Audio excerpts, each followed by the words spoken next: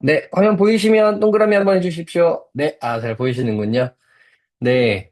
네, 오늘 일단 5개의 그림 같이 볼 건데요.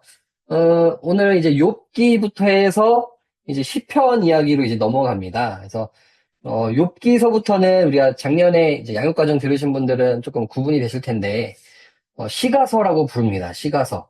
어, 이제 지금까지 들었던 여러 가지 책들은 역사서 혹은 율법서 뭐 이런 것들에 나오는 이야기들이었는데, 사건이죠. 근데 이제 욥기부터 해서 이제 시편, 잠언, 전도서 이렇게 가는 책들은, 이제 그냥 있는 사건 그대로를 표현했다기보다는 시적으로 표현하고 또 여러 가지 노래처럼, 노래 가사처럼 접근을 하는 방식이라서 어찌 보면은 더 이 과정에 맞는 본문들인 것 같아요. 우리가 그림으로 표현된 거를 예술작품이고 시도 예술작품인데 그것들을 우리가 그냥 설명으로보다 더 잘 이해할 수 있는 방식이지 않을까라는 생각이 듭니다. 그래서 한번 같이 시작해 보도록 하겠습니다. 일단 욥기에 있는 한 구절인데요. 우리 같이 소리내서 읽어보도록 하겠습니다. 시작. 그대가 할 수 내가 할 수 있거든 있거든. 일어서서 일어서서 내게 내게 대답하고 대답하고 내 내 앞. 앞에 진술하라. 네. 이제 요 구절만 보면은 이게 무슨 구절이야 라고 할 수 있을 텐데요. 일단 그림을 먼저 한번 보여드리고 이제 욥입니다. 근데 딱 봐도 좋은 모습은 아닌 것 같죠? 그래서 우리 다들 욥 하면은 아실 거예요. 일단은 어, 고난당하던 한 의인에 대한 이야기이고요. 그래서 요 이야기를 한번 아까 그 구절도 그렇고 요거는 좀 나중에 해서 그냥 일단은 저희가 이 그림만 보고 먼저 한번 생각을 해봤으면 좋겠습니다. 미리 그림은 지난주 올려드렸으니까 바로 채팅으로 내가 좀 눈여겨봤던 거, 이 부분이 좀 더 보입니다 하는 것들을 채팅으로 바로 올려주시면 우리 같이 이야기 나누면서 시작해 보도록 하겠습니다. 이제 저는 이제 다 그러시겠지만 저는 보면서 지금까지 나왔던 모든 그림 중에 가장 검다라는 생각이 들었어요. 배경이 그냥 아무것도 없이 뒤에 뭐 사람이 좀 있긴 하지만 가장 어두운 모습을 표현했구나. 욥의 마음이 이렇게 어두웠구나라는 생각이 좀 들면서 되게 표정만 봐도 되게 진짜 어렵구나라는 생각이 좀 들었던 것 같습니다. 바로 올려주시네요. 네, 우리 천윤주 집사님 올려주셨는데요. 얼굴보다 더 큰 두 손. 그쵸. 욥이 손이 굉장히 크게 표현이 됐습니다. 어떤 의미일까요? 얼굴보다 더 큰 손, 뭔가 손으로 붙잡는 개념이라면은 지금 내 자신보다 더 하나님 붙잡으려고 애쓰는 그 모습이 아닐까라는 생각이 또 들고요. 눈에 들어오네요. 저도 손도 많이 또 눈에 들었던 것 같습니다. 이혜신 집사님도 똑같이 올려주셨네요. 얼굴보다 손이 더 크네요. 하늘을 쳐다보는 욥의 눈이 너무 슬퍼 보여요. 저 눈물도 이렇게 표현돼서 보이는 것 같고요. 네. 그다음 석주혜 집사님은 주변 사람들, 그쵸, 옆에 있는 사람들이 등장하고 있죠. 흐리게 등장을 하는데 주변 사람들의 얼굴은 욥과 다른 표정 같아 보이네요. 저 이제 흐려서 표정이 자세히 보이지는 않지만 뭔가 욥이 이렇게 절망적으로 한 눈물을 흘리고 있는 그 모습과는 좀 다르게 보이는 것 같습니다. 문미정 집사님 눈물이 그렁그렁한 듯 보여요. 그죠? 눈물이 보이죠? 그래서 욥 뒤에 있는 검은 사람들, 그죠? 사람들도 지금 똑같은 사람인데 살색으로 표현되지 않고 이제 검게 칠흑 같은 어둠처럼 표현이 되어 있습니다. 윤혜림 유사님 얼굴의 하얀 부분이 빛이 내려오는 것 같아요. 그쵸? 그래도 이제 이 어두운 그림 가운데 그래도 밝게 표현된 부분이 얼굴인 것 같아요. 그래도 뭔가 한 줄기 빛은 여전히 그에게 내려오고 있다는 것을 암시하는 것 같이 보이기도 합니다. 정명훈 집사님, 슬프고 몹시 두려워 보입니다. 양옆의 어둠 속에 사람들 때문에 더 힘들어 보여요. 그쵸? 이 본문을 잘 아시는 분들, 욥기를 이해하시는 분들은 욥이 힘든 이유가 사실은 여러 가지 사건들도 있었지만 사람 때문에 더 힘들죠. 그래서 오늘 그거를 잘 표현한 것 같습니다. 어두운 사람이 옆에 그려져 있어서 욥이 더 힘들어 보이는 그 느낌이 나는 것 같습니다. 네, 이 정도 올려주셨는데요. 책에서는 뭐라고 하는지 한번 같이 보도록 하겠습니다. 네, 일단은 욥기 다 아시겠지만 또 혹시 모르실까 하면 욥이란 사람이 이제 고난의 상징이죠, 거의. 재산을 잃고요, 한 번에 모든 재산을 다 잃고요. 또 자녀들이 같은 날 다 사고로 사망을 합니다. 그리고 몸도 상해요. 건강을 잃고 피부가 다 망가지고 하면서 막 기왓장 같은 걸로 막 몸을 긁는 장면까지도 이제 성경에 등장을 하고요. 여러 가지 얼마나 많은 고통을 당한지 모릅니다. 또 그 모습을 보면서 믿음을 지키려고 하는 욥에게 사랑하던 와이프마저도 하나님을 욕하고 죽어라 하면서 와이프도 떠나는 모습까지도 등장합니다. 모든 게 다 망가지죠. 그런데 그것만 해도 힘든데 욥이 가장 힘들었던 거는 아까 주변에 있던 친구들입니다. 엘리바스, 빌닷, 소발이라는 세 친구가 욥에게 가까이 와서 처음에는 위로하는 척 하다가 이제 욥을 공격하기를 합니다. 이제 공격하는 방식이 이거였어요.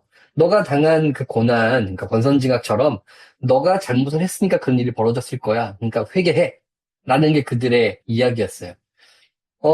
고난은, 그죠. 때로는 죄로 인해서 올 때도 있어요. 물론 있습니다. 없진 않습니다. 그런데 이제 그거를 말로 자기들이 해야 되는가라고 했을 때는 그 아닌 거죠. 그거를 판단하는 건 사람이 아닌데 이 세 친구들이 너 회개해. 분명히 돌아보면 뭔가 있을 거야 라고 하면서 이 욥과 대화로 통해서 논쟁이 시작됩니다. 나는 결백해라는 욥과 아니야 너 네 자신을 돌아봐라고 하는 친구들의 대화가 계속 이어지면서 대화가 진행되면 진행될수록 욥이 점점 더 힘들어지고 괴로워하는 그 이야기들이 등장을 합니다. 근데 이게 사실 오늘날의 신학적인 주제, 오늘날에도 여전히 이어지는 주제죠. 우리도 그러지는 않겠지만 때로는 어떻게 안 좋은 일 당한 사람을 향해서 아유, 그럴 만한 일이 있으니까 저렇게 됐겠지 라고 생각할 수도 있고 내 자신이 뭔가 고난을 당할 때도 나 뭐 잘못했나? 라고 생각할 때도 있죠. 그래서 우리 안에는 뭔가 악한 일을 저지르면 나쁜 일을 당해. 그게 우리 안에 나도 모르게 기본에 깔려있는 그런 마음들이 있는 것 같아요. 옛날에도 그 질문들을 던졌던 거고 오늘날에도 똑같이 질문을 던질 수 있습니다. 그래서 이제 이 욥기를 주는 이유가 뭘까요? 그게 맞다는 걸까요?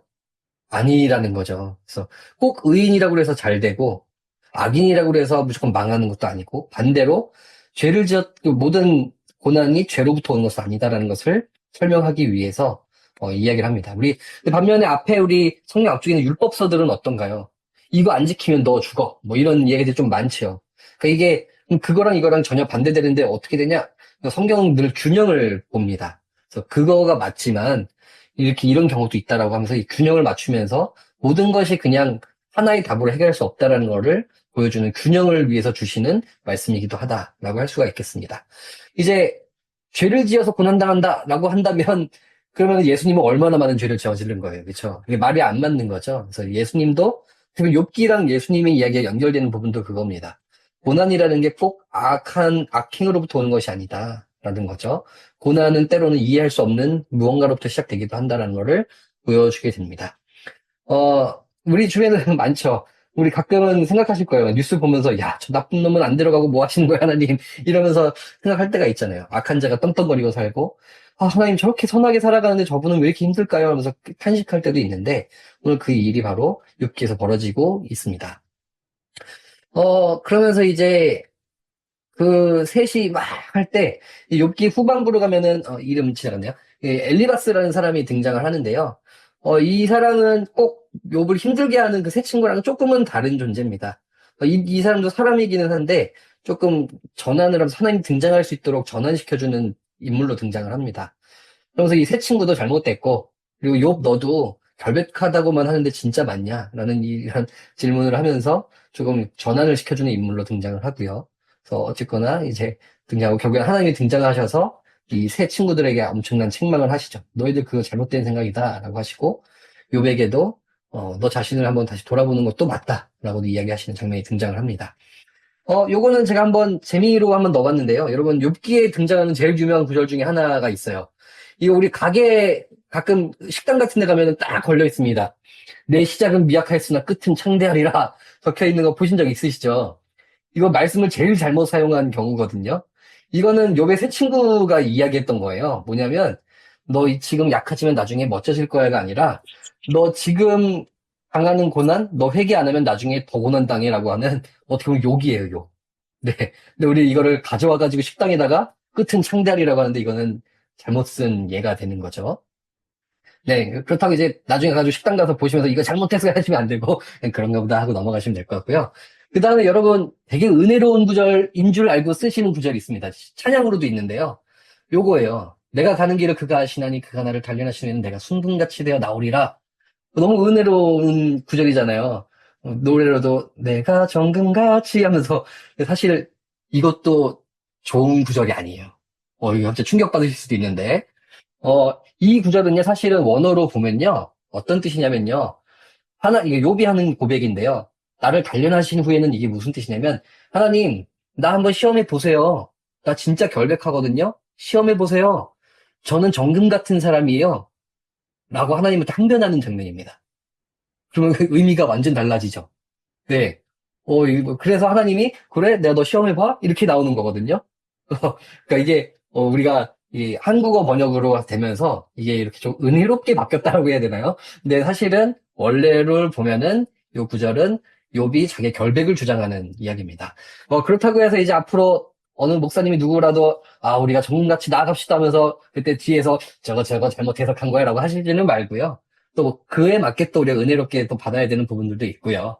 잘못된 건 아니고, 근데 원래 이 구절은 욥의 자신의 결백을 항변하는 그런 구절이다라고 알고 계셔도 이제 상식적으로 더 좋을 것 같고, 그렇게 해서 한번 그 구절을 다시 읽어보시면 다르게 보일 거예요. 그래서 그렇게 한번 읽어보셔도 좋겠다라는 생각이 듭니다. 근데 저는 이제 이 그림을 보면서 어, 아까 전에 얘기하셨던 분이랑 같은 것 같아요. 이제 고난을 받는 게 욥이지만 유일하게 얼굴이 빛나는 것도 욥이구나라는 생각이 들었어요. 뭔가 제일 고난 중에 처해 있고 친구들은 고난 중에 있지 않는데 유일하게 하나님의 빛을 받고 있는 건 욥이더라고요. 어떻게 보면 고난을 안 받고 있는 친구들이 빛나야 될 것 같은데 더 잘 살고 멀쩡하게 사는 사람이 빛나는 것 같지만 아니라는 거죠. 고난은 우리의 빛나는 인생의 기준이 될 수는 없는 것 같습니다. 어, 오히려 하나님과 가까워질 수 있는 도구가 되기도 하고, 또 그걸 통해서 욥이 나중에 이렇게 고백을 하지요. 이 힘든 과정을 다 거치고 힘들긴 했지만 내가 주께 대하여 이제까지는 귀로 듣기만 했는데 이제 앞으로는 눈으로 주를 봅니다라는 고백을 하는데요. 그가 눈으로 보게 되는 시작은 어딘가요? 고난이었죠. 물론 고난 우리 모두 다 피하고 싶기는 하지만 어, 고난보다 중요한 것은, 지금 받냐 안 받냐보다 중요한 것은 하나님과 대면하면서 하나님과 관계가 끊어지지 않는가. 그게 더 중요하지 않을까? 라는 생각이 듭니다. 그 다음에 이제, 저는 그 주먹을 보면서요. 잠깐 보실까요? 저 이 주먹을 보면서, 야, 이 주먹이 되게 이중적이다라는 생각을 좀 들었습니다. 이제 뭔가 고난 속에서 우리가 화가 나서 왜 이럽니까 하고 내려치는 주먹이 될 수도 있는데, 같은 주먹쥐인 것도 하나님을 붙잡는 주먹이 된다면은 이길 수 있는 것 같다라는 생각이 들었습니다. 그래서 우리의 주먹은 어떤 모습일까? 어떤 것을 쥐고 있을까?라는 생각을 한번 해보게 되는 그런 그림이었던 것 같습니다.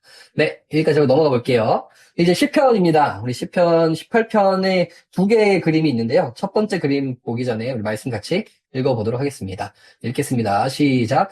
이럴 때에 여호와의 꾸지람과 콧김으로 말미암아 물 밑이 드러나고 세상의 터가 나타났도다. 아멘.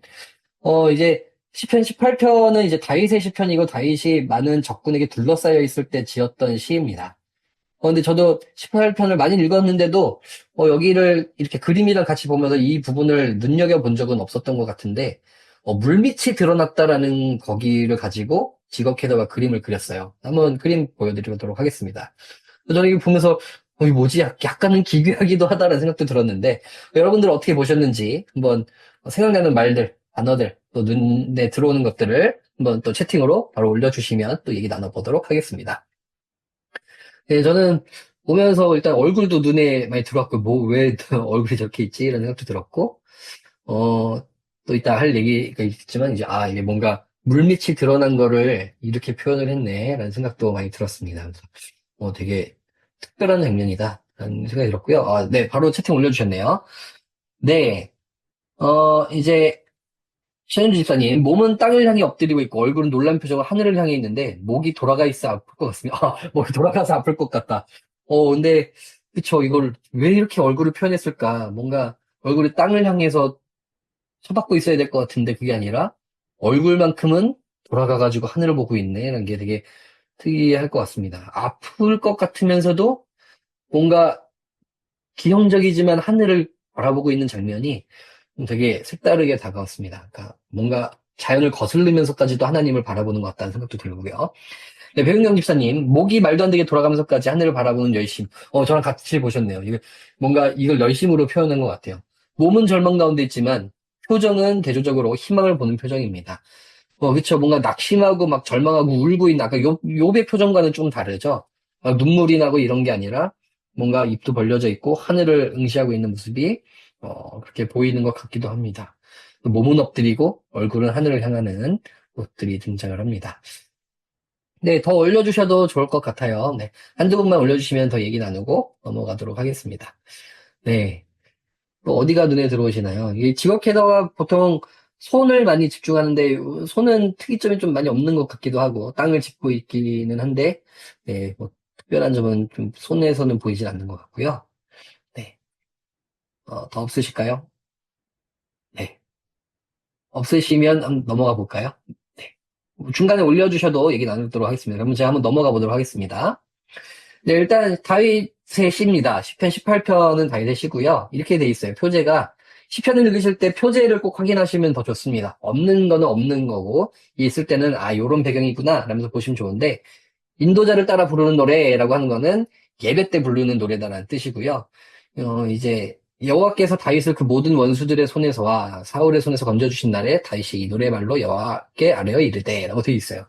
그러니까 사울에게 둘러싸여 있고 그럴 때 썼던 시를 가지고 훗날 예배 때 쓰는 찬양으로 만들어 썼다라는 이야기입니다. 아니 문미정 집사님 올려주셨네요. 아, 그렇죠. 손과 발은 땅에 붙어 있고 머리는 하늘을 보고 네, 그 부분이 제일 눈에 띄는 것 같습니다. 그다음에 이제 이 책에 나와 있는 내용인데 이 목이 돌아가는 것도 이게 좀 기괴하고 이해되지 않는 모습이 있다라고 하지만 이 책에도 이렇게 돼 있어요.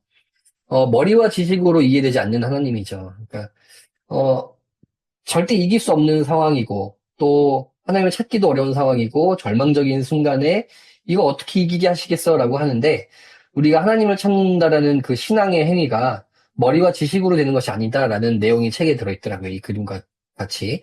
그러면서 저는 되게 저에게 약간 아하의 순간이 오는 그 책의 글귀가 있어서 하나 읽어드릴게요. 굶주린 사람이 빵을 생각한다고 배부르게 되지 않고 물에 관한 지식을 떠올린다고 목마름이 해결되지 않는다라고 돼 있는데 저는 와 이런 생각이 좀 들었어요. 저 이게 하나님을 그냥 생각한다고 되고 뭔가 그냥 지식적인 하나님으로 알고 있다고 하나님의 능력을 힘입고 그 우리 상황을 이길 수 있는 건 아니구나.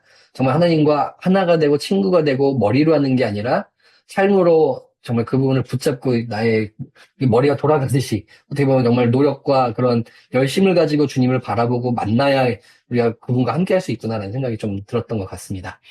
그러면서 이제 하나님에 대해서 이 책에 나와 있는 내용이에요. 칼바르트 이야기를 좀 넣더라고요. 이제 전적 타자라는 이야기가 들어 있었습니다. 좀 어려운 단어인데, 쉽게 풀어서 이야기하면요. 이제 하나님과 우리의 관계가 이제 멀다라고 표현하는데, 그것도 부족하다는 거예요. 먼 정도가 아니라, 인간이 노력이나 뭐 이런 거에 의해서 도달할 수 있는 애초의 대상이 아니다. 그러면서 그러니까 그런데 그게 연결되는 거예요. 어떻게?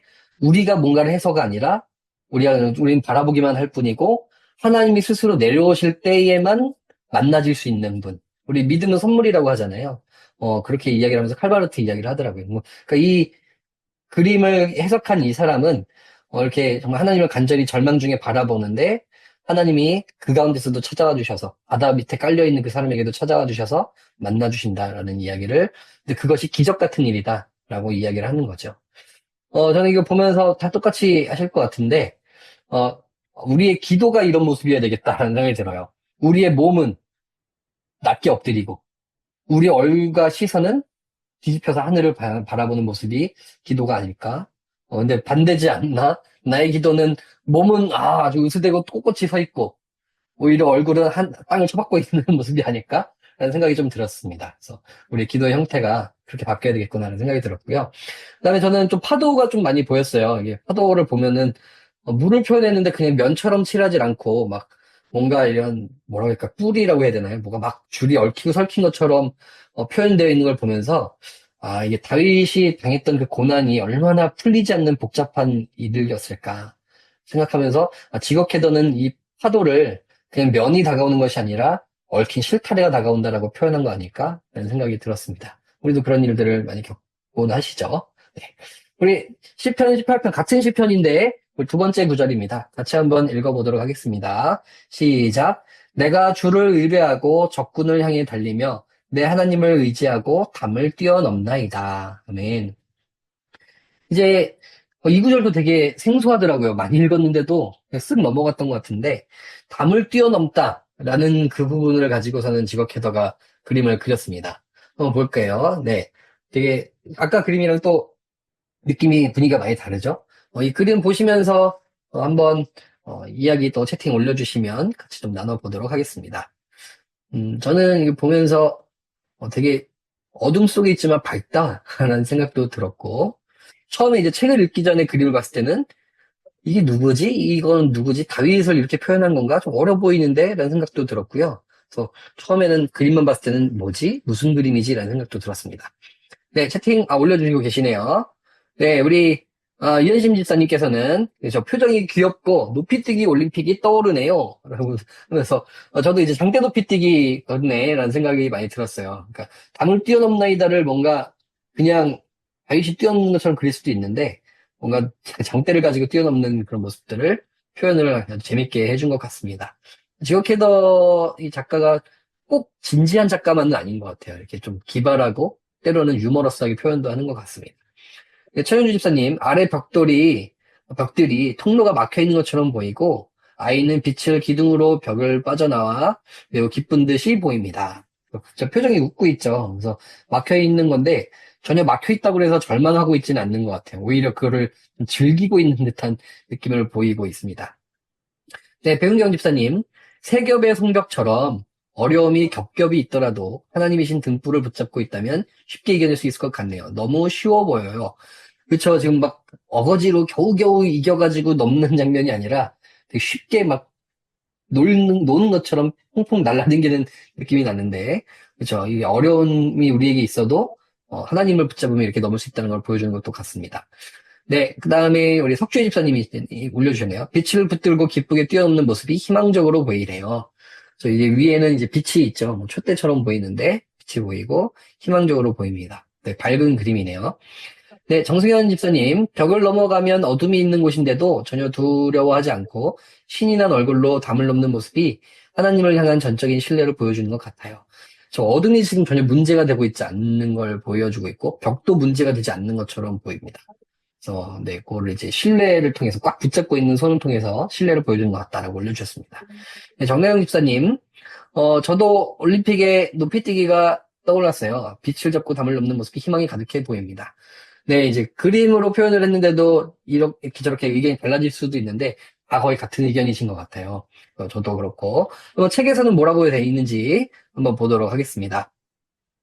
저는 이 어린아이가 뭐지라고 했는데 책에 이렇게 돼 있더라고요. 저도 처음 들어보는 단어였어요. 복사라는 단어입니다. 뭐 복사하는 거, 용지 복사하는 게 아니라 이제 카톨릭에서 있는 개념이래요. 저도 몰랐는데 지금도 있는지는 뭐 잘 모르겠지만 우리나라 카톨릭에서도 있는지는 모르겠지만 카톨릭에서 이제 사제들, 그러니까 우리를 따지면 목사님들이 여러 가지 예배나 의식들을 집례를 하게 되는데 거기에 어른들만 있는 게 아니라 가끔 어린아이들이 함께 참여해서 그 성전에 있는 여러 가지 일들을 돕는 역할들이 있다고 하네요.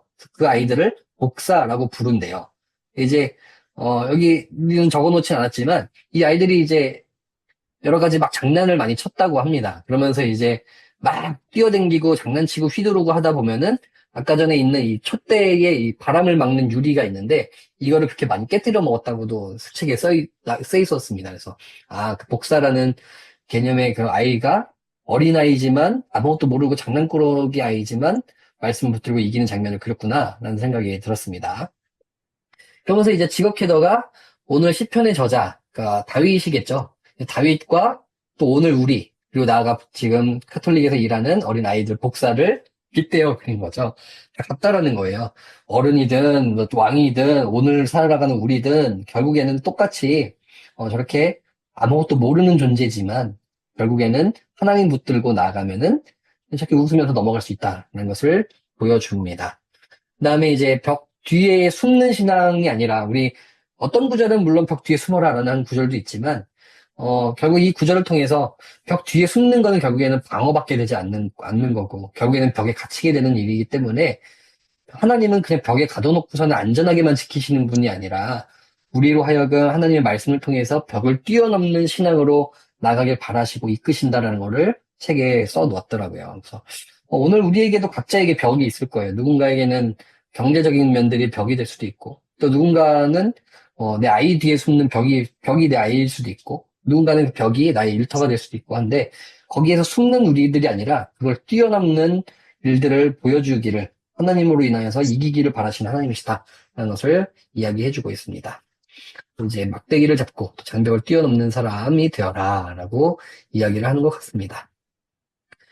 근데 저도 이제 책에 있는 내용을 보면서, 이 바람막이, 여기 지금 초록대 옆에 있는 이 유리 부분이 잘 깨지기 쉽다라고 했는데 그림에서 안 깨져 있더라고요. 이걸 보면서, 우리도 어쩌면 저게 깨지고 나면 불이 꺼지기 쉽지 않습니까? 그래서 우리가 해야 될 것은 말씀의 등불이 꺼지지 않도록 우리가 말씀을 먼저 단단히 지키고 해야 되는 거겠구나. 그래서 벽을 넘는 거 이전에 우리가 해야 될 거는, 세상의 모진 풍파에 불빛이 꺼지지 않도록 말씀을 더 붙잡는 것이 아닐까라는 생각이 들었습니다. 그 넘는다라는 개념보다 먼저 우리가 말씀을 지키는 개념을 해야지 넘을 수도 있겠구나라는 생각이 듭니다. 그래서 저는 이 그림 참 좋더라고요. 좀 다른 그림들이 많이 어두웠는데 활짝 웃는 복사의 모습을 보면서 힘들긴 하지만 저는 이 차량 제일 좋아하는데요. 주와 같이 길 가는 것 즐거운 일 아닌가. 어려움은 있지만 그럼에도 불구하고 즐거운 마음으로 어려움들을 잘 극복해 나가는 것이 우리의 모습이 아닐까. 신앙인이라는 게 어려움을 막 끙끙 앓기만 하는 게 아니라 어렵지만 즐거워하고 기뻐하고 행복한 모습으로 살아가는 게 믿는 자의 모습이 아닐까라는 생각이 들었습니다. 네, 넘어가 보도록 하겠습니다. 24번 그림인데요. 이번에 시편 22편 그림입니다. 우리 유명한 구절이죠. 같이 한번 읽어보도록 하겠습니다. 시작. 내 네, 하나님이여, 내 하나님이여, 하나님이여, 어찌 하나님이여, 나를 어찌하여 나를 버리셨나이까? 어찌 버리셨나이까? 나를 어찌 나를 멀리하여 돕지 멀리하여 듣지 아니하시오며, 내 아니하시오며, 내 신음소리를 듣지 신음소리를 듣지 아니하시나이까? 아니하시나이까? 아멘. 아멘. 네, 많이 들어보신 구절이죠. 이 신약에 예수님이 인용하셨던 구절이 바로 시편 22편에 있습니다. 역시나 이제 다윗이 썼던 시편이고요. 다윗이 어려움 중에 있었으니까 이런 고백을 했겠죠. 그래서 하나님 왜 나를 버리십니까? 제 신음소리를 왜 안 들으십니까? 라는 구절입니다. 우리 한번 말씀에 맞는 구절을 우리 그 그림을 같이 보도록 하겠습니다. 네, 이 그림 이제는 아시겠죠? 요런 형태의 그림이면은 이제 성전에 있는 예배당에 있는 스테인드 글라스에 그려진 그림이겠죠. 한번 그림 보시면서 이제 채팅 바로 올려주시면 좋을 것 같습니다. 어느 부분이 눈에 들어왔는지 편하게 올려주시면 좋을 것 같습니다.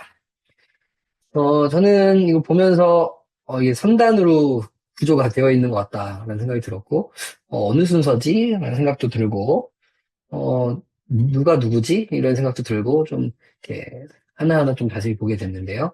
한번 의견 또 들어보도록 하겠습니다. 네, 배은경 집사님 먼저 올려주셨네요. 가운데 그림이, 욥과 친구들 그림, 아까 봤던 그 그림, 거기 생각 못 했는데, 그 그림이랑 좀 구도가 비슷하다라고 해주신 것 같아요. 가운데 고난당하는 사람, 옆에 있는 다른 그 사람을 더 힘들게 하는 사람, 이런 구조로 돼 있는 게 비슷하네요. 그러면서 고통당하신 예수님과 욥이 닮아 있네요. 이걸 만약에 한참 떨어져 있는 그림이었으면 그렇게 같이 못 봤을 텐데, 그쵸. 욥의 고난과 예수님의 고난이 좀 닮아 있는 게 연결도 되는 것 같다. 라는 생각이 듭니다. 너무 좋은 인사이트네요. 네, 천현주 집사님. 여인이 십자가에 달린 예수님의 모습을 품에 안고 있는데 슬퍼 보입니다. 요 아래쪽 그림 말씀하시는 거죠? 이거 여인인가요? 저는 남자인 것 같아 보이는데, 누군가의 눈에는 또 여인으로 보일 수도 있겠죠? 이 여인이 십자가에 달린 예수님 모습을 품에 안고 있는데 슬퍼 보인다. 그렇죠. 뭔가 그림을 안고서는 아파하면서 뭔가 그거를 애틋하게 꽉 붙잡고 있는 모습이 그렇게 보입니다. 그 다음에 정나영 집사님, 예수님이 매달리시고 손이 묶이시고 십자가에 못 박히셨는데 마지막 그림을 하나님이 지켜주시고 보호하시는 것이 느껴져요. 그러니까 뭔가 위에서 또 두 번째에서 많이 힘드시고 어렵고 또 그림 속에서도 힘들어 하시지만 그래도 하나님이 버리지 않고 꼭 안아지고 있는 것 같다라고 좀 이야기해 주셨습니다. 근데 이게 그 위에서부터 순서인 것 같네요. 이런 얘기를 좀 종합해 보면은 위에서부터 아래 순으로 그림을 그린 것 같고, 보여주고자 하는 메시지의 시간순위 그런 것 같다는 생각도 듭니다. 네. 저는 이거 보면서 이제 이게 우리가 그림으로 마주했는데 이게 스테인드 글라스니까 저는 해가 쫙 비치는 날 이 창문을 보면은 정말 멋있겠다는 생각이 조금 많이 들더라고요. 그래서 이 푸른 빛이 들어오면서 되게 슬픈 장면이지만 또 마냥 어두운 색깔로만 그리지 않아서 이걸 통해서 우리는 밝음을 느낄 수 있다는 생각도 좀 들었습니다. 네, 정승현 집사님, 가운데 부분 좌우에 있는 사람들이 손을 들어 얼굴을 가리며 자기를 보호하려는 모습은 무슨 뜻일까요? 그러네요. 이게 뭔가 손가락질하고 때리려는 모습이라기보다는 자기를 좀 가리려는 모습이 보이네요. 저도 무슨 뜻일까요? 뭐 정답은 없지만 저는 예수님의 고난이 누군가에게는 선물이지만 뭔가 예수님의 반대편에 있는 사람들에게는 그게 심판이라서 오히려 가리려고 하고 막으려고 하는 건 아닐까 라는 생각도 들고 자신의 죄를 가리려는 거 아닐까 하는 생각도 드네요. 뭐 정답은 없습니다. 네, 김학민 집사님. 맨날의 그림에 맨날의 문자들이 무슨 의미인지 궁금증을 유발합니다. 아, 우리 여기 그림의 맨 아래에 보시면은 글자가 쓱 적혀 있거든요. 또 요게 책에는 나와 있습니다. 제가 오늘 다루려고는 안 했는데 말씀을 해주셔서 오늘 요 아래에 있는 글자 지금 아마 잘려 있을 거예요. 더 잘려 있고 더 길 것 같은데 요 글자들은 아까 전에 우리가 함께 읽었던 시편 22편 요 구절, 요 구절을 독일어로 적어 놓은 거라고 합니다. 그래서 그 구절을 적혀 있는 거라고 합니다. 네. 뭐 이제 같이 보도록 하겠습니다. 책에는 어떤 내용인지. 이제 창문 맨 위쪽에 아까 둥글었던 부분 보면은 말씀에 의해 찢겨지는 걸 표현했다고 합니다. 그래서 다시 볼까요? 그 말씀이 뭔가 가운데 사람이 있고 예수님이 있고 말씀도 찢겨지는 것 같고 예수님도 찢겨지는 것처럼 보이는데요. 이게 하나님의 말씀에 순종하면서 자기가 찢겨지도록 내어주셨다라는 거죠. 이제 예언대로 자기 몸을 다 맡겨서 어찌 나를 버리십니까라는 구절을 외치시면서 찢겨지는 그 모습을 표현했다라고 이야기를 하고요. 중앙 부분이 있지요. 이제 묶여 있는데요. 예수님께서 많은 사람에게 둘러싸여 있습니다. 그러면서 이제 이 책에서는 이제 다수의 군중과 홀로 남은 예수에 대한 이야기를 하더라고요. 그래서 예수님께서 힘들으셨던 부분들이 뭐 육체적인 고통, 여러 가지 고통도 있겠지만 홀로 버려졌다라는 고통도 굉장히 컸을 것이다 하면서 그런 뉘앙스로 이야기를 합니다. 그랬겠죠. 자기를 따르던 수많은 제자들, 뭐 목숨 버리겠다라고 하면서 했던 그 제자들도 요한을 제외하고는 다 떠나버리지 않습니까? 얼마나 외로우셨을까라는 것들이 나와 있고요. 그래서 또 많은 사람들이 그 예수님을 질타하고 버리는 모습을 보이고 있습니다. 그다음에 이제 아까 전에 하단부에 시편 22편 써여 있었고요. 이제 예수님께서는 그 시편 22편 다윗의 이 고백을 알고 계셨죠. 왜냐면 하나님이시기 때문에 다윗의 고백도 분명히 예수님 들으셨을 거예요. 구약에 있는 고백을. 그리고 그 고백대로 다시 오신 메시아이신 예수님께서 그 고백을 다시금 하나님께 드리면서 예언이 다윗의 고통이 예언이 됐던 거죠. 그래서 이제 뭔가 구약과 신약과 또 오늘 우리들까지도 그것이 계속 연결되는 모습을 보여주고 있습니다. 그리고 이거 저는 그냥 그린 줄 알았거든요. 우리 여기 보시면 맨 하단부에 있는 이 모습에 이 사람이 안고 있는 이 그림이 있잖아요. 이 그림이 그냥 막 그린 게 아니고요. 이거 바로 요 그림이 원작입니다. 이게 피카소의 십자가라는 그림이라고 합니다. 그래서 이 그림을 지거캐더가 이제 그린 거고요. 피카소가 성화를 그린 일이 거의 없는데 이 십자가라는 그림을 남겼다고 해요. 근데 이 그림을 조금 설명을 드리면요. 피카소 그림이라 잘 이해가 안 되긴 하는데 설명이 이렇더라고요. 예수님의 십자가가 어디에 있냐면 투호 경기장에 십자가가 달리게 된 거래요. 그러면서 이제 투호 경기에 치열한 피 흘리는 경기 속에서 십자가가 매달려 있는데 말이 한번 부딪혔는지 쓰러진 말이 있었어요.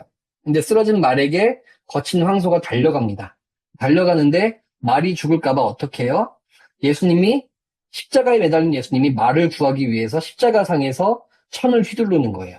그러면은 그 소가 누구한테 올까요? 십자가에 달리신 예수님한테 오는 거죠. 자기가 대신 치이겠다라는 겁니다.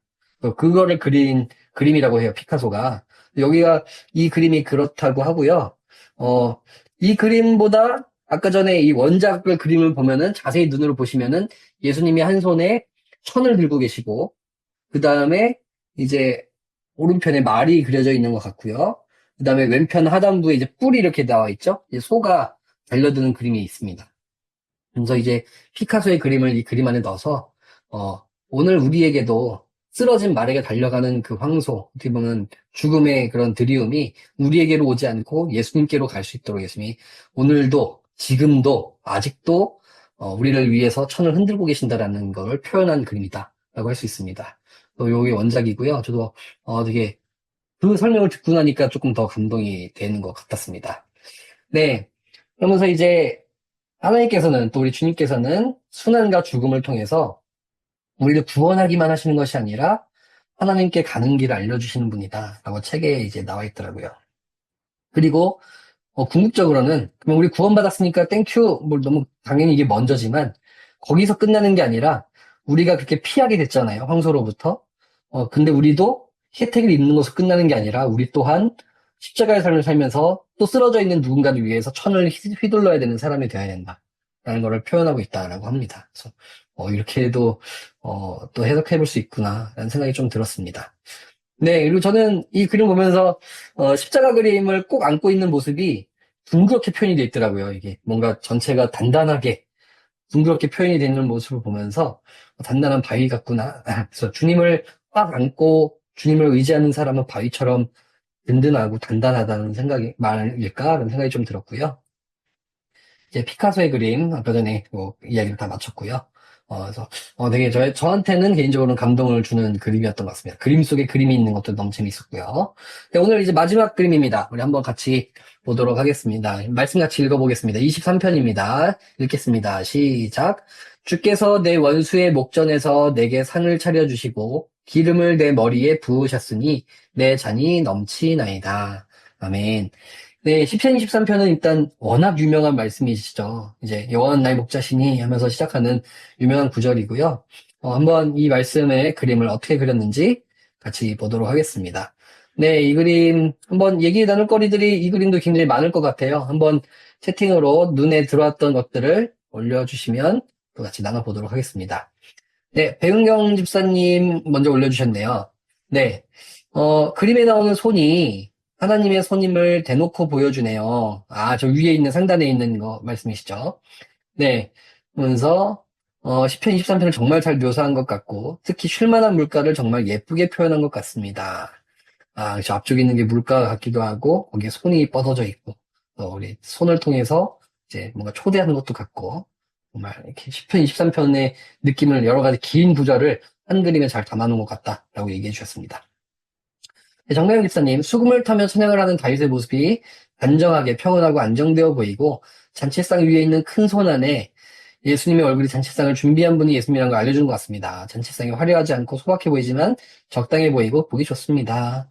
네, 그쵸. 뭐 많지는 않아요. 그런데 따뜻함이 느껴지는 것 같습니다. 네, 천주지사님, 물 위에 비친 손바닥 안에 예수님 얼굴이 이쪽으로 오라고 인도하는 모습처럼 보입니다. 저도 초대 같았거든요. 내 손 잡을래? 라고 하는 것처럼 보이는데 똑같이 느꼈던 것 같아요. 문미정 집사님, 빵과 포도주가 소풍이라도 간 듯한 풍경에 놓여 있어요. 저 꽃밭 안에 탁 피크닉 같은 것처럼 쫙 놓여 있는 모습이 뭔가 꽃 색깔과도 어우러져 있고 뭔가 정말 좋은 곳으로 초대를 하고 있는 것 같은 느낌이 많이 듭니다. 어, 너무 좋은 그림이죠. 뭔가 따뜻해 보이고 그런 것 같습니다. 네, 없으시면은 뭐 있으시면 중간에라도 올려주시면 같이 읽어보고요. 한번 다음 책에는 뭐라고 되어 있는지 한번 같이 보도록 하겠습니다. 네, 일단 이것도 다윗의 시였고요. 이제 우리가 시편 23편 하면 여호와는 나의 목자시니 하면은 뭔가 따뜻해 보이고 그렇기는 한데 사실은 요 시편도 사실은 가난과 불안, 죽음의 공포 중에 어려움 중에 쓴 시는 똑같습니다. 그러나 상황과 다르게 하나님을 선한 목자와 경이로운 주인으로 찬양하면서 힘든 와중에도 들판을 바라보면서 좋은 곳으로 나가는 그런 시편이다라고 할 수가 있습니다. 네, 채팅이 있어서 먼저 보도록 할게요. 아, 네, 윤예림 집사님. 장미가 여러 송이가 따뜻하게 느껴집니다. 그래서, 그쵸. 아까 꽃밭이 쫙 놓여져 있는데 따뜻해 보이고요. 정세현 집사님. 빵도 3개, 포도주 잔도 3잔이네요. 그런가요? 저 세보진 않았는데. 그러네요. 네, 3잔씩이고, 그러네요. 하나님 하나, 다윗 하나, 나머지 하나는 그림을 보는 우리일까요? 설교 한 편 나왔어요. 오, 네. 정세현 집사님, 그러네요. 저는 개수까지 세지는 않았는데, 야, 벌써 해석이 어마어마하게 들어가는 거죠. 뭔가 한 잔은 누굴 걸까? 우리 거다라고 해주는데, 아마 맞을 것 같습니다. 지극해도도 늘 그렇게 뭔가 보는 독자에게도 같이 함께 하자고 초대하기 때문에, 그렇게 해석하면 딱 맞을 것 같다는 생각이 듭니다. 네. 재밌네요. 네. 우리 그림 이쪽에 표현된 손 다시 한번 보도록 하겠습니다. 이제 보면은 이제 목자의 손이죠. 여호와는 나의 목자시니 하면서 목자겠죠. 예수님 또 하나님이겠고 지팡이와 같은 존재에서 단단하게 그런 존재다라고 되어 있고 오늘날의 목자는 이제 다윗에게는 하나님이었고 또 오늘 우리에게는 예수님이겠죠. 그래서 손에 얼굴을 넣었습니다. 그래서 예수님 얼굴로 보이는 얼굴을 넣게 됩니다. 네, 그 다음에 이제 요런 내용이 책에 있더라고요. 이제 하나님의 집에 초대된 손님은 중죄를 지어도 보호받을 권리가 적용된다. 라고 되어 있습니다. 그래서, 아니, 요 시편이랑 관련이 있는 내용인가라는 생각도 좀 들었는데, 전적인 은혜를 설명하기 위해서 이 얘기를 꺼낸 것 같아요. 그러니까, 다윗이 죄인이다 이게 아니라, 다윗이 자격이 있어서 이러한 식탁과 이러한 정원과 이러한 초대를 받은 게 아니라는 거죠. 다윗이 뭐 완벽한 사람이어서 이걸 누릴 만한 권리가 있고 이게 아니라 오늘 우리에게는 자격이 없지만 그럼에도 불구하고 우리를 보시지 않고 그냥 우리가 양이니까 목자이신 우리 주님께서 우리를 초대하신다. 그런 얘기로 이런 구절들을 책에 넣은 것 같습니다. 그리고 몰랐는데 이제 장미꽃이래요. 여기는 장미들인데 이 장미는 이제 이스라엘에서 이제 샤론 뭐 이렇게 얘기도 하고 뭐 그렇게 맞는 건지 모르겠지만 이런 의미가 있나 봐요. 당신은 나를 사랑합니다라는 의미가 있다고 합니다. 그래서 이제 하나님이 손을 내미시고 식탁을 차려주시고 너를 많이 사랑한다라는 표현으로 이 꽃을 그려놨다라고 이야기를 하고 있습니다. 그다음에 정세현 집사님의 해석도 있지만 요 책에 있는 해석은 또 이렇게 돼 있더라고요. 뭐, 세 개라서가 아니라, 여기 보면은, 이제 보시면 생선도 있더라고요. 저도 생선이 어디 있지라고 했는데, 이 빵과 빵 사이에 보면은 아래 하얗게 되어 있는 게 생선이더라고요. 생선도 있습니다. 그래서, 요 생선이 있는 거는, 네. 오늘 이 성찬에 대한 것도 되겠지만, 생선이 언제 나오죠? 이제 부활을 하신 다음에 제자들을 찾아가셔서, 배에 있는 제자들에게 내려와 초대하신 다음에, 조반을 먹으라 하실 때 직접 생선을 구워주시지 않습니까? 그 본문 이야기를 가져온 거죠. 그래서 이제 구약에 있는 구절이지만, 예수님의 그 부활 이후에 초대하는 그 식탁도 함께 그린 거고, 그 다음에 또 식탁이 누가복음에도 있죠. 엠마오로 포기하고 떠나던 제자들이 눈이 가려졌었는데, 그 제자들이 언제 눈이 떠졌죠? 주님과 함께 걸어갈 때는 안 떠지다가 같이 식탁 자리를 가지면서 눈이 딱 떠지면서 아, 주님이었구나 알게 되지 않습니까? 그래서 엠마오 제자와의 식탁이기도 하면서 또 아까 말씀드렸던 바닷가 식사이기도 하다. 그리고 오늘 우리의 성찬이기도 하다라는 이야기입니다. 그래서 이제 예수님의 포도주, 떡, 그리고 물고기 이게 사실 구약에서부터 계속 자주 나옵니다. 여러 가지 구절들이 나오는데 같은 상징을 가지고 같은 이야기를 하시고자 하는 거죠. 식탁은 조촐해 보이지만 무엇인가요? 결국엔 우리를 사랑하신다는 표현이고 자신의 살과 피와 모든 것들을 내어주시는 또 물고기, 용서 같은 모든 것들이 담겨져 있는 그림이다라고 할 수가 있겠습니다. 그다음에 저는 개인적으로는 악보가 좀 눈에 들어오더라고요. 악보가 있었습니다. 그렇죠? 옛날에 이런 악보를 쓰진 않았을 텐데 이 악보가 그려져 있는 걸 보면서 뭔가 악보가 이 앞에 놓여져 있는 게 저는 어 약간 길을 안내하는 지도 우리가 요새 지도 잘 안 쓰지만 지도 펴놓고 어디로 가야 되지 하고 보지 않습니까? 그래서 이 시편의 기자가 이 찬양의 악보를 보면서 내가 나아갈 길이 어딜까? 저 손을 향해 나아가야겠구나라는 걸 좀 결단하는 장면처럼 보인다는 생각이 좀 들었습니다. 그래서 이제 다윗이 찬양에 대해서 참 일가견이 있는 사람인데 오늘 우리에게도 세상에 어려운 곳에 답이 있지 않고 때로는 그냥 우리 입술에 나오는 찬양 속에 때로는 답이 있지 않을까라는 생각이 들었습니다. 그래서 이 시편을 작성하면서 다윗도 노래를 부르면서 어떻게 보면 이 어려움들을 극복했잖아요. 그래서 오늘 우리에게도 때로는 내가 해결할 수 없는 그 상황 속에서 어쩔 때는 내 머리와 지혜와 지식이 아니라 그냥 우리 입술의 찬양을 통해서 해결받을 수도 있겠다 하면서 그런 찬양에 대한 생각이 좀 많이 들었고요. 그다음에 저도 답은 모르겠는데요. 이렇게 좋은 그림에 왜 이 다윗의 눈을 시커멓게 그렸을까라는 생각이 저는 조금 들더라고요. 그래서 왜 눈을 조금 밝은 눈으로 좀 그려도 될 텐데 왜 그럴까라고 생각이 들었는데 눈이 좀 먼 것처럼 보이기도 했는데 저는 그렇게 생각이 들었어요. 아, 다윗이 자기가 보고 가는 건 아니구나. 아까 전에 나왔던 전적 타자라는 그런 이야기처럼 다윗이 뭔가를 하는 것 같지만 사실은 하나님의 손을 그냥 붙잡고 그 음악을 통해서 내가 걸어가는 것 뿐이지 또 식탁을 향해 나가는 거지 사실은 내가 보고 가는 거는 아닌 거를 표현하기 위해서 검게 그렸을까? 라는 생각이 좀 들었습니다. 그래서 저는 이게 제 생각이고요. 네. 우리 이렇게 5개의 그림을 함께 좀 살펴봤는데요. 네, 우리 한번 제일 인상 깊었던 그림과 혹은 한 주간 지내면서 내 삶과 제일 닮은 그림이 뭔지 이유랑 함께 같이 잠깐 짧게 올려주시면 얘기하고 기도하고 마치려고 합니다. 그래서 한번 올려주시면 좋겠습니다. 네, 그림 다시 한번 보여드릴게요. 좀 전에 봤던 다윗의 여호와는 나의 목자시니 그림. 그 다음에 예수님 어찌하여 나를 버리십니까? 그 그림. 그 다음에 이 목사가 강을 뛰어넘는 그림. 그 다음에 물 밑에 절망 가운데 있지만 하늘을 바라보는 그러한 그림. 그 다음에 좀 아까 처음 달아서 까먹으셨겠지만 욥의 고통 중에 있는 그림 이렇게 있습니다. 그래서 우리 한번 이 그림 중에서 어떤 그림들이 좀 눈에 들어오시는지 같이 보도록 하겠습니다. 채팅 벌써 올려주셨네요. 문미정 집사님, 푸른 초장 그림이 저는 너무 좋았어요. 초록의 진심인 저에게 너무나 평안함을 주는 그림입니다.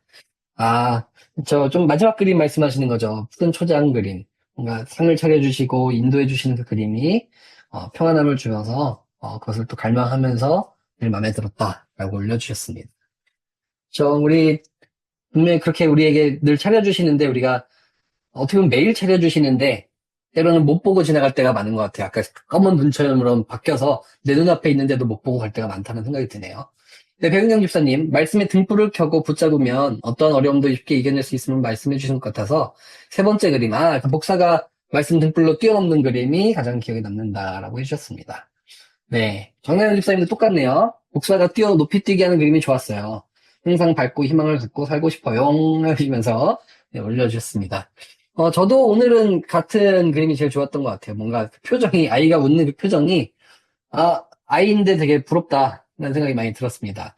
우리 교회학교 아이들 보면은 근심 없이 막 열심히 찬양하는 모습 제가 교육부서 이렇게 매주 이렇게 둘러보면서 탐방을 하거든요. 근데 애들 모습이 어떻게 보면 가장 행복해 보이더라고요. 어른 예배보다 아이들 예배가 때로는 하나님이 기뻐하실 것 같다는 생각도 들면서 그런 생각도 많이 났습니다.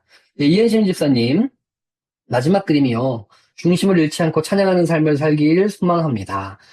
저 이현심 집사님 또 찬양하시는 일이 많아서 조금 더 그 찬양에 좀 눈이 가실 수도 있었겠네요. 그래서 저 다윗이 힘든 일들이 많이 있었지만 중심을 잃지 않고 찬양하는 삶을 살았는데 그걸 닮고 싶다라고 이야기해 주셨습니다.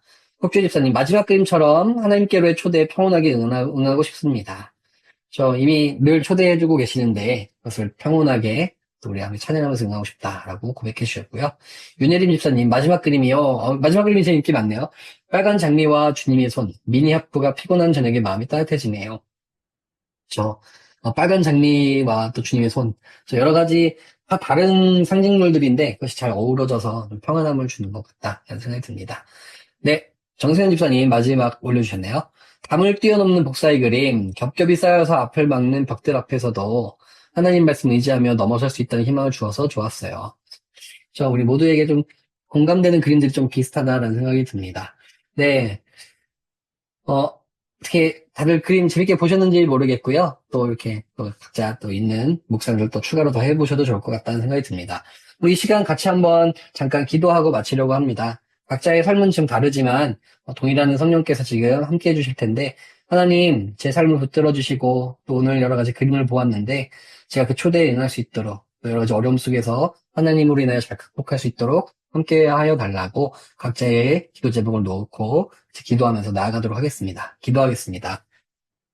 사랑과 은혜가 풍성하신 하나님 아버지, 이 시간 늦은 밤까지 우리 함께 또 주님 말씀을 읽고 듣고 또 함께 그 그림을 보며 나누었습니다. 하나님, 우리 일상을 보며 오늘 시편의 기자들처럼 또 욥기에 나오는 그 인물처럼 우리도 때로는 여러 가지 사람으로 인하여 상황으로 인하여 많은 벽들로 인하여 어려움을 겪고 힘겨운 가운데 있을 때가 있습니다. 그럴 때마다 절망하고 아프기도 하지만 오늘 이야기에 나왔던 그 그림들처럼 우리 또한 주님의 말씀을 붙들고 승리할 수 있는 그렇게 넉넉히 이길 수 있는 우리 한 사람 한 사람 될 수 있도록 도와주시옵소서. 각자의 어려움은 다릅니다. 각자의 힘겨움은 다릅니다. 여러 가지 지치는 지점은 다릅니다. 그러나 모두의 답은 동일한 줄로 알고 믿습니다. 오직 주님만이 우리의 힘이시고 우리의 산성이시고 우리의 빛이시고 우리의 등불 뿌리시고 우리의 장대가 되신 것을 믿사오니 우리 주님을 붙들고 나아가며 우리 믿는 자답게 주와 함께 길 가는 거 즐거운 일 아닌가라는 고백을 하며 웃을 수 있는 우리들이 될 수 있도록 도와주시옵소서. 우리는 눈이 어두워 잘 못 보지만 우리 앞에 상을 차려주시고 아름다운 꽃밭을 준비하고 손 내밀어 주시는 주님을 알고 믿습니다. 우리 그렇게 주님을 의지하여 각자의 삶을 또 한 주를 잘 이겨낼 수 있는 모두가 되게 하여 주옵소서. 우리 자리에 있는 모두의 가정을 지켜주시고 자녀들을 지켜주시고 삶을 지켜주시고 일터를 지켜주시고 신앙을 지켜주셔서 주님으로 인하여 내 영혼이 복된 인생입니다라고 주님밖에 없습니다라고 그렇게 고백할 수 있는 우리 모두가 되도록 주님 함께하여 주시옵소서. 감사드리며 예수 그리스도의 이름으로 간절히 기도드립니다. 아멘.